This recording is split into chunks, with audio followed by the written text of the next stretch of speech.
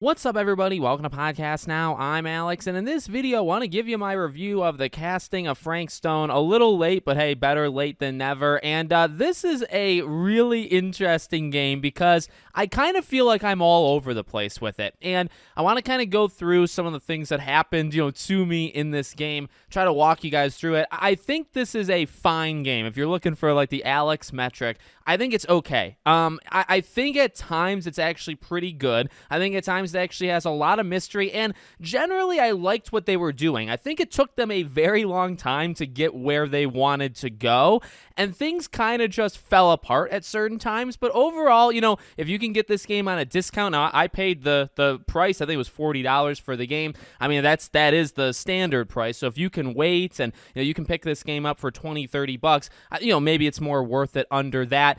It's just an interesting game. Now, I am a Dead by Daylight fan. I wouldn't say I'm in the lore of Dead by Daylight, right? Like, I don't know, I played it about a year after it came out. I played the game for about 3 or so years. I actually got super, super deep into the gameplay itself. So, there's collectibles in this game where you basically find the dolls of all of the original killers that are in Dead by Daylight. And the story itself is actually pretty interesting of where it leads you. I actually think the ending of the game is really, really clever. It kind of fell flat for me because of what happened in the game, okay? So I kind of want to walk you through that. But firstly, like I said, I think one of the game's biggest strengths is the lead up. So the game is going through kind of different timelines. You go in the past, you go in the current time, and there's a character that kind of connects the two, right? In Linda. I think the acting's actually pretty good overall. I would say there's one character specifically in Stan, who is the guy in the kind of current timeline, or like 2024. He is pretty terrible. I don't know if it's the character or the actor.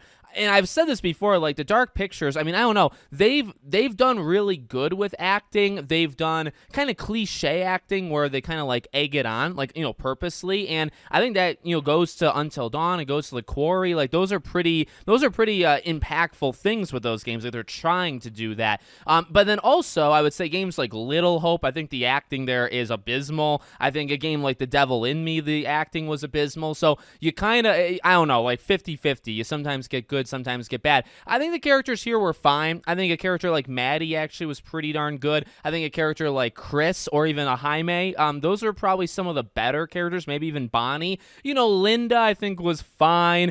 Sam was pretty good. So I would say it's probably like 75-25. Like for the most part, the acting in this game is pretty darn decent. The writing is pretty okay. And, like I said, I think just the general storyline of, there's basically this mysterious film, right, that is very triggering, and triggering in the sense that, it basically causes people to turn on each other, and it all ties back to this Frank Stone character, and, that goes before Linda, and before the 1980s group. It goes back with Sam, right? It kind of goes to the opening of the game, and, so kind of different pieces of the story. And how they connect them all, I actually think was quite good. Even when they got a little experimental with a character like Chris, like what they did with Chris, which I don't necessarily want to spoil. I thought that was probably a leap. Like, I don't know if they had to do something like that. But I think, again, how they connected these things, I think was pretty okay. I would just say this. The game picks up, and I don't think the pacing is great, especially the second half. The first half is really, really just a lot of, like, setting the stage. And I think that's fine. I actually think this game would have benefited from being longer, I guess. Like for, I feel like it took me maybe 5 hours to beat this game, maybe 6. So if you could not maybe double it, but if you can maybe add an extra 2 or so hours, I feel like that kind of would have helped, because when you get to like chapter 8, 9, 10, I mean, they just start freaking flying. Now, here's a big thing for me, okay? The game felt so all over the place towards the end because I actually got many of these characters killed. Now, I mean, part of that's a me problem, but I also do want to take this as like a critical, like, this is something I did not like whatsoever about the game, okay? While I liked the build-up and I liked the central story, okay, what they had to sacrifice to get that was a lot of potential killings that didn't actually happen. So what I mean by that is, at least for me, and I tried to watch a couple like different ways things could have played out, because they spend so long setting everything up, and I mean like 70% of the game setting things up, these characters have like one shot. You get one shot with these characters and they're dead. I made one mistake with, multiple characters, but the first character that died, I did one thing and the character died on the spot. And I thought, holy God. And I was like, okay, well, you know what? That's pretty powerful because it's like, man, I got to watch my every freaking move. But then by the time you beat the game, you realize, oh, wait a second. It's not necessary. I guess in a way it is. Like, you do have to watch your every move because you get one shot. Every character has like one shot. Some characters, it's just like 4 different things and they can die in any of those 4.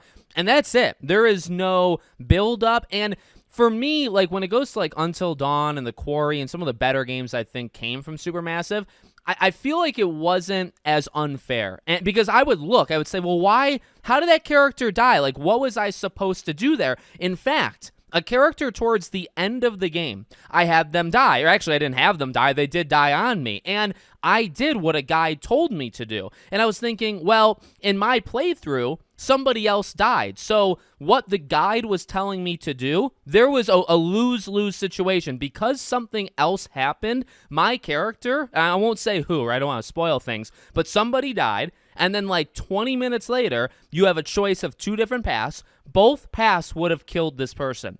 And only because you lost the person 20 minutes before. And I don't know, it just didn't feel rewarding. It didn't feel like the game earned that because it didn't give me multiple chances. And I guess you could go after that kind of logic, but personally for me, like literally just going through it, it's like, well, instead of spending so much time on the lead up, maybe you could have had a couple waves of like, hey, you might want to be careful with this choice. This choice might lead to something else and kind of build that, kind of stack it, right? 2, 3, 4 choices. Instead, it's one. If you don't do one thing, that character's screwed. If you do this other thing or you get one character, actually they're all gonna go. And it just felt so disjointed, when it did that it just made me mad. And my personal ending was all over the freaking place. I had one character survive. One out of... Now, I think some of them permanently die no matter what. It's just you kind of can choose when they die.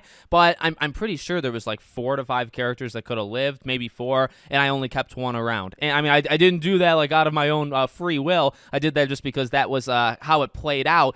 And that also kind of almost ruined the game for me, or just like threw me for a loop, because normally I'm better than that. Normally, really, for the Dark Picture games, for Until Dawn, I've gotten a couple people killed here and there, but generally I get the full game. So for me, my ending, the last half an hour, was all over the freaking place. And the end of the game is kind of weird. I think no matter what, I don't want to spoil like the element of it, but it doesn't end the way you would think a traditional story ends just because of what it's trying to do. But it felt even more disjointed because all of these characters, including main characters that I've seen throughout the whole freaking game, they're just dying left and right on me. So I don't know. For me personally, the game starts strong and it builds, and I think it builds in a really cool way. And I liked the base story. And honestly, I think I liked the characters. Overwhelmingly, I liked most of the characters, and I liked them quite a bit. And then, I don't know, it kind of, I feel like they just ran up against it where they're like, all right, well, we built for like 70%. Now we got to just eliminate everybody in the last 30%. So let's just like get to it.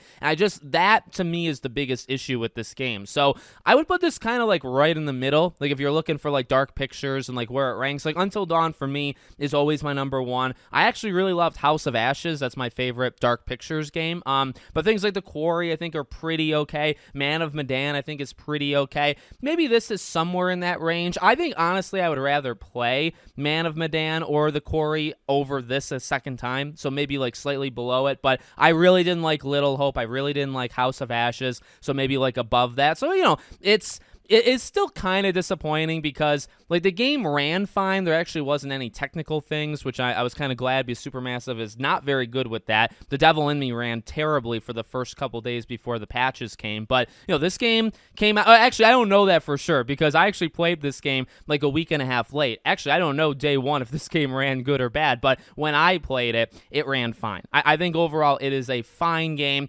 I was hoping for more. I got to be real. Like I leave the game thinking, I don't know, it just wasn't exactly what I was looking for. It was a fine game, but it wasn't like a good game or anything. So that's kind of where I stand on it. Let me know what you guys think in the comments. Make sure, as always, you're subscribed to the channel, bell icon's turned on, and I hope to see you all on the next one.